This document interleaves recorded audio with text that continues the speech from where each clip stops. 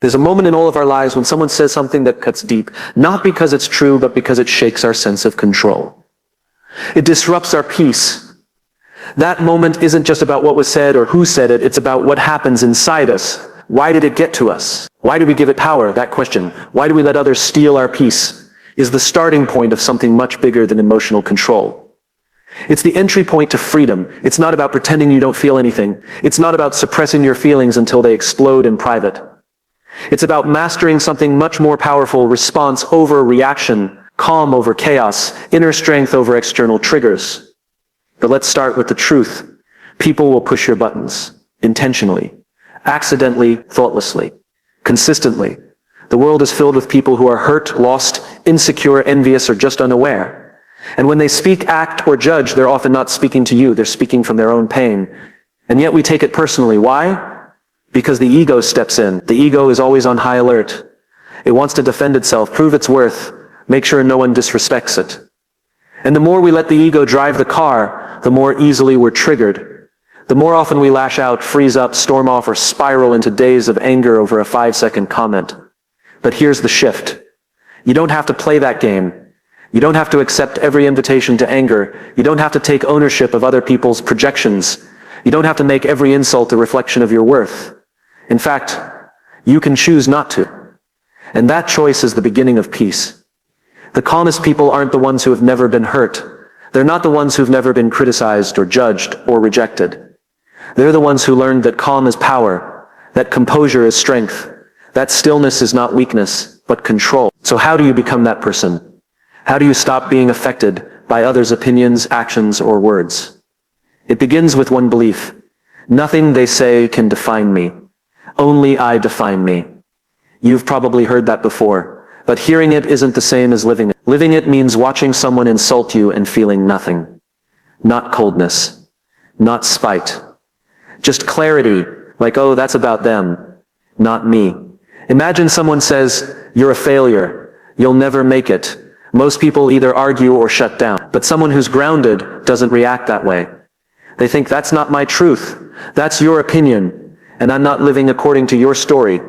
Think about how much peace we'd reclaim if we stopped absorbing every comment as fact. If we saw projections for what they are, mirrors of someone else's internal state. When a person throws anger at you, they're handing you a gift. You can open it or not. If you don't open it, the gift stays with them. That's not a metaphor, that's a choice. Every single time. Now let's go deeper. Why do some people trigger us more than others? Why does criticism from one person roll off our back, but from another it hits like a truck? Because the closer it hits to our unresolved wounds, the stronger the reaction. Let me explain. If someone said you're terrible at flying planes, you'd probably laugh unless you're a pilot with anxiety. But if someone says you're selfish, and deep down you fear being selfish or unlovable, you react because of what they said, but because of what you believe about yourself. So the work isn't in fixing them. The work is in healing you. Self-mastery doesn't come from silencing others. It comes from strengthening yourself so that their noise no longer gets in. That means doing the work to confront your wounds. That means asking, why did this upset me? Instead of how dare they? That means rewiring your automatic patterns from reaction to reflection. It means learning the art of the pause. The pause is someone says something that triggers you, pause. Someone criticizes your effort, your looks, your dreams, pause. Someone ignores your boundaries, pause. The pause gives you space to choose. Choose to respond with clarity, or to walk away with your peace intact. Choose to stay grounded in your values, rather than sink into someone else's storm. Choose to remember who you are, especially when someone tries to make you forget. It's not about pretending it doesn't sting. It's about realizing the sting is a teacher. Anger always has a message, and often the message isn't about the person who triggered it. It's about what you still need to heal, clarify, or release. When someone betrays you and you feel consumed by rage, look deeper. Is it because you trusted them too much? Ignored red flags? Placed your happiness in their hand? That's not your fault, but it is your responsibility to learn from it. Because every emotional trigger is a window into a deeper truth. The goal isn't to suppress anger. The goal is to understand it, so it loses its grip on you. You're allowed to feel everything, but you're not required to act on everything you feel. That's maturity, that's power, that's control. Let's talk about control. You cannot control what others do, say, think, or feel, but you can always control your response. That's where true strength lives, not in being untouchable, but in being unshakable. And here's the secret. When you stop trying to control others and master your own reactions, you become the person no one can manipulate, no one can provoke, no one can steal peace, because you've removed the handles they used to grab onto. That's the real flex. Not yelling louder, not clapping back, not proving your point. The real power is in the person who can smile and say nothing, because their silence isn't weakness. It's wisdom. It's self-assurance. It's a sign that they've realized not every battle is worth fighting, and not every opinion deserves a seat at the table. You don't owe your energy to people who drain it. You don't owe your presence to people who don't respect it. And you certainly don't owe your peace to anyone who benefits from disturbing it.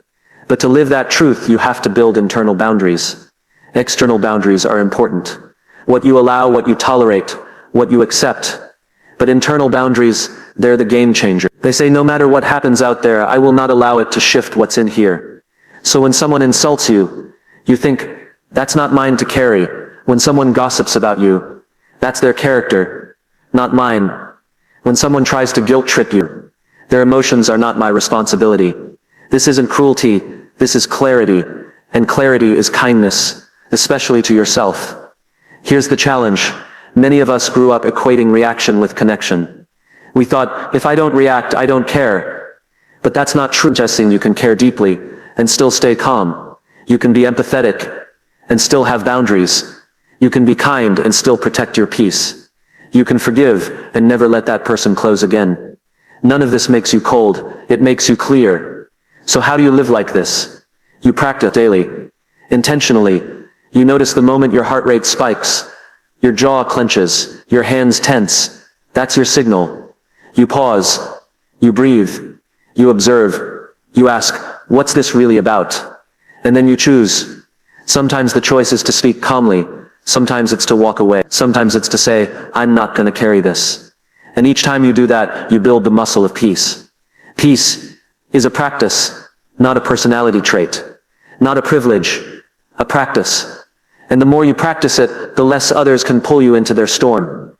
The more you practice it, the more freedom you feel. The freedom of no longer being at the mercy of other people's moods, projections, or dysfunction. The freedom of not wasting your days ruminating on what they said, did, or didn't do. The freedom of not needing everyone to agree, approve, or applaud you. The freedom of living from the inside out, not the outside in. Because that's the shift that changes everything. From reactive to reflective. From controlled to in control, from emotionally hijacked to emotionally free. You don't need to change the world to find peace. You just need to stop letting the world control you. And when you do that, something incredible happens. You stop walking into rooms wondering who's going to hurt you, and you start walking into rooms knowing no one can, because your peace is no longer up for grabs. There is a version of you that no longer flinches when someone disrespects you.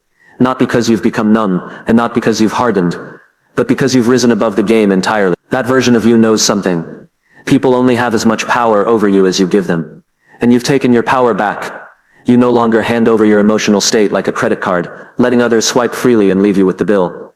You've canceled the subscription. You've realized, if I want peace, I have to stop outsourcing it. But peace doesn't mean passive. Let's get that straight. Peace is not rolling over. Peace is not silence in the face of injustice. Peace is not being walked on, dismissed, or taken for granted. Peace is knowing how to engage without losing yourself. Peace is choosing clarity over chaos. Peace is strength under restraint, not weakness and retreat. And peace is not something you wait for. It's something you cultivate, especially when it's hard, especially when you're provoked. Now let's be honest. You will still get annoyed. You will still feel heat rise in your chest sometimes. That's not failure, that's being human. But what you do next, that's where greatness is born. You get to decide, do I escalate or de-escalate? Do I prove a point or protect my peace? Do I mirror their chaos or model calm? Every trigger is an opportunity, not to explode, but to evolve. And in those moments, something powerful happens. You grow. You grow every time you choose to respond. Instead of you grow every time you recognize that their bad behavior is about them, not you. You grow every time you hold your dignity when someone else loses theirs. Let me tell you something most people never understand. Calm people win. Not because they dominate others, but because they dominate themselves. When someone's words can no longer control your mood, you've already won. When someone's disrespect doesn't make you forget your values, you've already won. When someone tries to bait you into an argument and you say, I'm not available for this, you've already won. And that victory isn't loud. It doesn't need applause. It doesn't need revenge. It just quietly changes your entire life.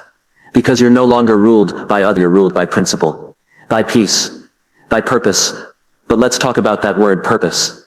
Because purpose makes you immune to pettiness. When you are deeply anchored in your mission, you stop engaging in meaningless battle. You stop getting caught up in who likes you, who misunderstood you, who's trying to outshine you. You start thinking, I have work to do. I have people to serve. I have a legacy to build. I don't have time to be bothered. That's not arrogance. That's alignment. When you're aligned, you rise above, not in ego, but in energy. You realize that not every insult needs a comeback. Not every rumor needs a rebuttal. Not every critic deserves your clarity. Because sometimes, silence is the most strategic response. It's not that you didn't hear them, it's that they're no longer relevant to your focus. And that's when you start to feel the real power of not reacting. Emotional independence. You start to feel what it's like to carry peace into every room. Not because the room is peaceful, but because you realize you don't need everyone to be kind, respectful, or thoughtful for you to remain composed. That's your responsibility, not theirs. So even if someone is rude, you stay grounded. Even if someone is passive-aggressive, you stay focused. Even if someone tries to pull you into drama, you stay free. Because your peace is not situational, it's intentional. But how do you get there? You get there by realizing something very few people ever accept. Not everyone is supposed to understand you. Not everyone is meant to walk with you. Not everyone is ready to treat you right. And that's okay. You don't get angry at people for being who they are. You simply decide who gets access to you. You don't force change in people. You reinforce standards in yourself. And you learn to stop expecting closure from people who never gave you honesty. This isn't bitterness. It's boundaries. And boundaries aren't walls. They're gates. You decide who gets through, and the moment you realize that you don't have to attend every emotional storm you're invited to, that's the moment you become free. You start seeing people's behavior as data, not definition. You start saying, this person's trying to get a reaction. That's their pattern, not my responsibility. You stop trying to fix people who aren't even trying to understand themselves. You stop taking things personally when you realize most people are just projecting, and that clarity, it becomes armor, not to harden you, but to protect what matters, your peace, your focus, your purpose. Because those three things, peace, focus, and purpose, are sacred. They're not to be handed to anyone with an attitude or a mood swing. You work too hard to get to this place, to build this mindset, to evolve past your past. So don't let anyone drag you back, especially not with petty words, especially not with childish games. You are not required to participate in what you've outgrown. And let me tell you, it's okay to let people misunderstand. It's okay if they call you too quiet, too serious, too sensitive, too distant. Let them talk while you build. Let them assume while you align. Let them gossip while you grow. Because maturity isn't defending yourself louder. It's knowing you don't need to. You don't need to explain your boundaries. You don't need to justify your peace. You don't need to prove your growth. And once you stop explaining yourself to people committed to misunderstanding you, you gain time, energy, and self-respect. That space, you pour it into your purpose. You start showing up for yourself in ways you once begged others to. You start becoming your own peacekeeper, not your own saboteur. Because here's the truth. Many of us disturb our own peace more than others ever could. We rehearse the insult. We replay the argument. We anticipate the next betrayal. That's not protection. That's self-sabotage. So let it go. Let go of the need to be right all the time. Let go of the desire to get even. Let go of the fantasy that someday they'll understand. Maybe they will, maybe they won't. But that's not your job. Your job is to keep your spirit clean, to stay in alignment with who you want to be, to stop letting external noise control your internal narrative. So the next time someone tries to provoke you, remember your reaction is your responsibility. Not because you're to blame for what they did, but because you're in control of what you do next. And in that next moment, you get to prove who you are. You get to say, without words, I'm not playing that game anymore. That game of overreacting, over-explaining, over-analyzing, over-giving. Overthinking. You step back and reclaim your power. Quietly, calmly, confidently. And when you do, you start noticing something strange. Fewer people try to provoke you.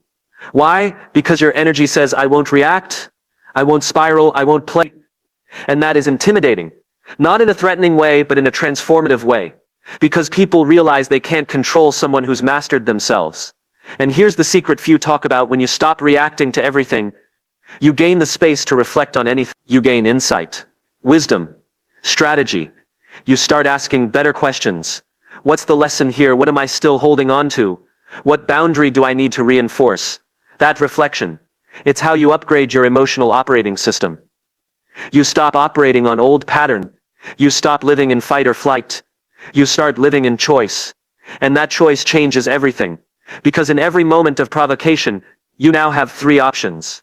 You can absorb it, you can react to it, or you can transcend it.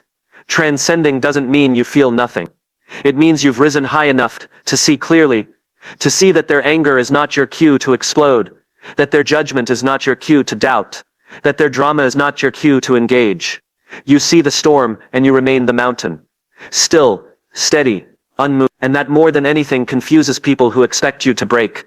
Because when they throw chaos and you return silent,